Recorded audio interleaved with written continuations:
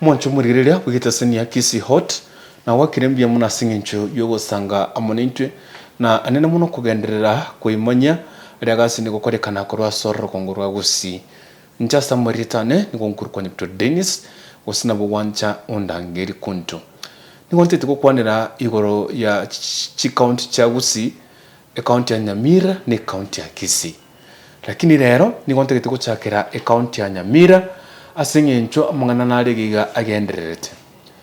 There are some 4 petitioners kura ase county ya Nyamira. The 4 petitioners ni gobara abantu ba Nyamira na ande abaki wechikura ase county ya Nyamira. Now they want the IPC to dissolve the county government of Nyamira wetera ase 11 allegations which ba raised concern igore county ya Nyamira. Therefore there is an article ambayo imefanya na one of my favorite journalists kwa as one of the media house media group igega Kenya. She has done this an article today and I went through this article, so that's why now she's saying that a group of Nyamira County residents have filed a petition with IPC seeking the suspension of the devolved unit. The petition, which was received by IPC on Thursday, that is yesterday, was filed by 4 residents from through Dennis Onyango Advocates. So through Dennis Onyango Advocates, the 4 residents, they petitioned and they want IPC to dissolve the county government of Nyamira. And they gave 11 reasons why they want the IPC to dissolve the county government of Nyamira. Therefore, the 11 allegations or reasons why the 4 petitioners wanataka hii county Nyamira iondolewe. But before I get there, today nimefanya kitu. I remember niliongea na nyinyi nikawaambia the MCs from Nyamira County some 3 days ago walikuwa wapi? Embu County. Therefore MCA, I don't know the exact number, but the MCs from Nyamira County walienda mpaka Embu kwa sababu gani? To benchmark the Muram roads, how to Muram roads and grave those roads. Yani wakachukua chiparona chikuve kwa Muram na korosiwa ase county ya Embu vakobi varete county ya Nyamira vachiko koraboigo. So kogenda mpaka Embu korigere benchmarking chiparona chikuve kwa Muram, you have spent money, funds, resources chabantu ba Nyamira kangu chakora gokorige nteki ngam. Kesa devolution ichaka sahi tobwate 12 years, almost to 13 years since devolution started. Now it means that the county government of Nyamira mbara understand na kichipara chikorosi kuna kubikwa Morom. Story nalengo. Let's go to the petition. The petitioners, Mr. Jeremiah Migosi, Astariko Umariba, Umbati Yunis, and Jared Nyaribo want a county government suspended over 11 issues that they term as grave concern. I want to quote their statements.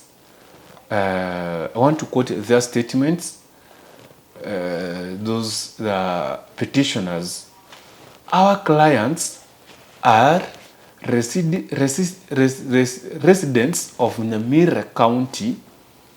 They wish to notify you of their intention to collect signatures to petition for the suspension of the county government of Nyamira pursuant to Article 192 1B as read together with Section 123 of County Government Act number 17 of 2012. And the petition reads, okay, yeah. So they have referred to the Constitution of 2010, Kenyan Constitution, according to Article 192, Section 1B, and with the Section 123 of County Government Act number 17 of 2012. Now, the petitioners wanasema, they claim that the devolved unit has engaged in several instances of actions that are deemed to be against the common needs and interest of the registered voters of Nyamira County. The claim service delivery to the county government of Nyamira has been compromised owing to the mistreatment of employees. Now, let me quote their statement. The employees are not paid on time, thus affecting their morale. I think this is the reason, number one, why the four petitioners, they want the county government of Nyamira to be dissolved or suspended. Okay? Now, here, they gave 11 issues or reasons why they want the IPC to dissolve or suspend the county government of Nyamira. One reason is that the employees are not paid on time, thus affecting their morale. They cannot complain as they live in fear of being victimized if they do so. That's the petitioners. That's the statement of petitioners. Now, that's reason number one. Reason number two, they further claim that the governor, Amos Nyaribo, has been paying himself a hefty illegal monthly salary, which amounts to Kenyan shillings 6.5 million. Yani, governor amejiripa, I don't know Kiswahili. Governor amejilipa mshahara wake, anajiripa 6.5 million. On this, Governor Nyaribo had earlier said that the amount emanated from some areas. Now, that is reason number two. Yeah, number two. Reason number one, the government hailipi pesa on time. Two, Governor Nyaribo anajiripa mshahara 6.5 million. Akiulizwa anasema ni arrears. Akiwa deputy governor. So the arrears anasema, he says that the money he was never paid for the entire period when he served as a deputy governor. Wow. Number three, incompetence and poor management of the county, failure to pay casual workers their wages on time, lack of basic equipment, drug and other basic amenities in hospitals, lack of water supply and cleaning of markets, nepotism in employment, and corruption are some of the other issues the petitioners have listed as warranting the suspension of the county government of Nyamira. There is a serious concern here. Yani, Mugavana we county Nyamira, when you were the deputy governor, he was the deputy governor of the late Nyagarama. So you mean Nyagarama hakuwa na kulipa pesa, you decide to pay yourself the, what do you want to say, arrears of you pay to yourself 6.5 million. I don't know how this works if the MCAs are oversighting this governor. I'm not concerned, but what I want to inform you is that the residents of Nyamira, now they want the IPC to suspend or dissolve the county government of Nyamira due to the above reasons or issues I've mentioned above. And now I want to continue. Under corruption, the petitioners said creating and allocating Kenyan shillings 7.7 million to a phony disability board which does not exist. What?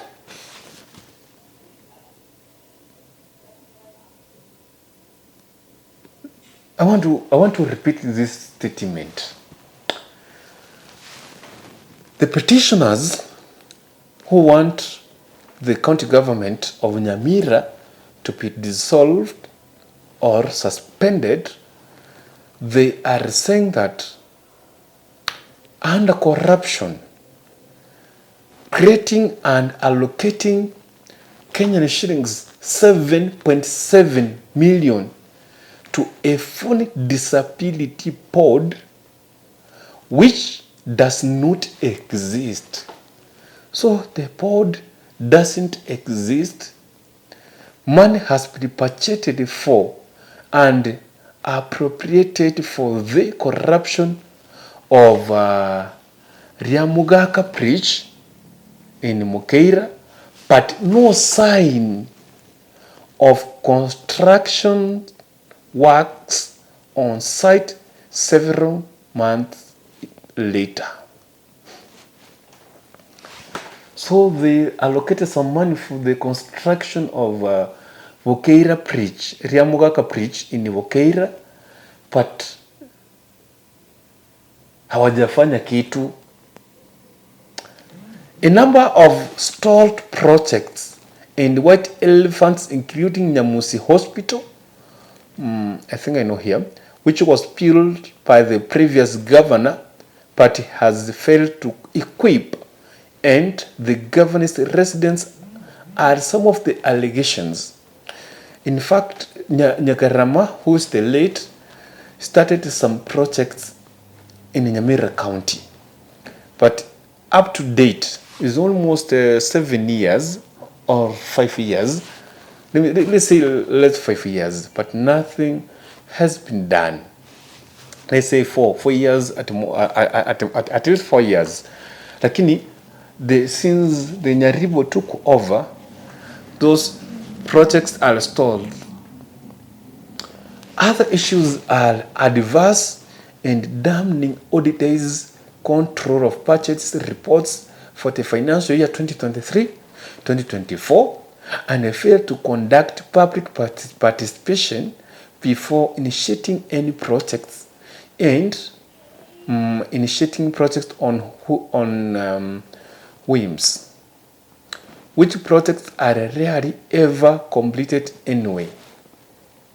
Let me quote some words here. The foregoing grievances and many improprieties and many more improprieties meet the threshold of exceptional circumstances as contemplated in the referred provisions of the Constitution at Article 192 and Section 123 of the statutes. That is the petitioner, one of the petitioners noted on that. The governor's incompetence, they said, is summarized by an embarrassing request that he made to President William Ruto when he toured Nyamira County recently, more specifically at Keroka Hospital, mahali watoto wanapatiwa. Let me quote again some words of the petitioners. When he was given the rare opportunity to speak at a presidential event and make any request on behalf of the people of Nyamira County, the governor requested the president to build morgue, a kitchen, and a perimeter wall. That is the words of a petition of the petitioners.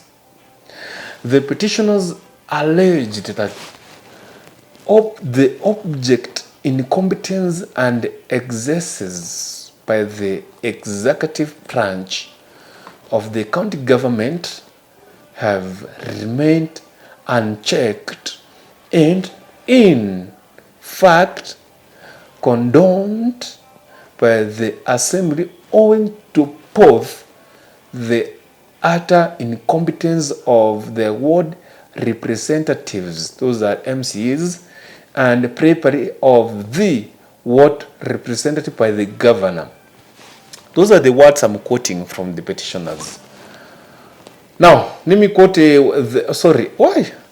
Let me quote the words of the advocate, that is Dennis Onyango, advocates. Our clients therefore wish to initiate the process of collecting signatures as required per section 123 2 of the County Governments Act as the act to petition His Excellency the President to suspend the county government. No, they want a president to suspend the county government of Nyamira so that the people of Nyamira County can have another chance to remedy.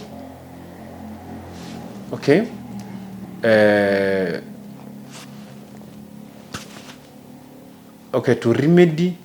Or to do another. I want to check to remedy the cruel. Let me use some words. The county government of Nyamira.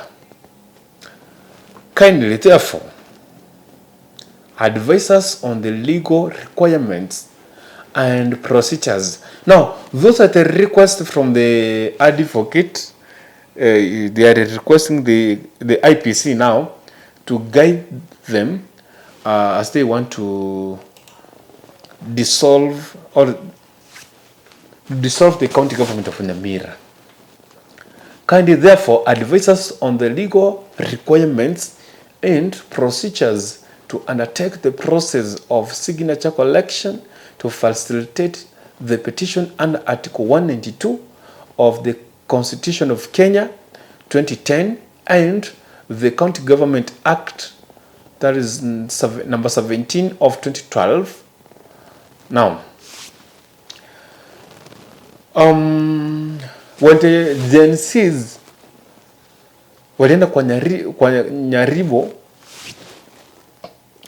the Nyaribo denied claims of corruption and nepotism in his administration. Allegations of all officers recruited being relatives of the county of Governor Nyaribo are false.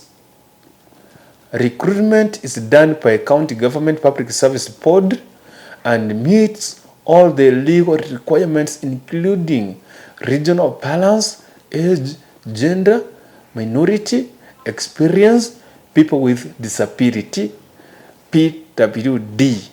That is Nyaribo, who said when the Gen Zs walienda kumsalimia.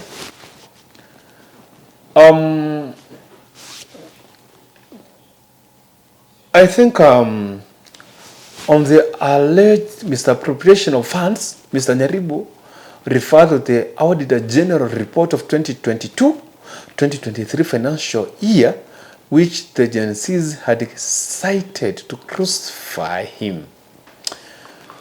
He explained that the malicious politicians are out to spread disinformation and set up his administration against the people.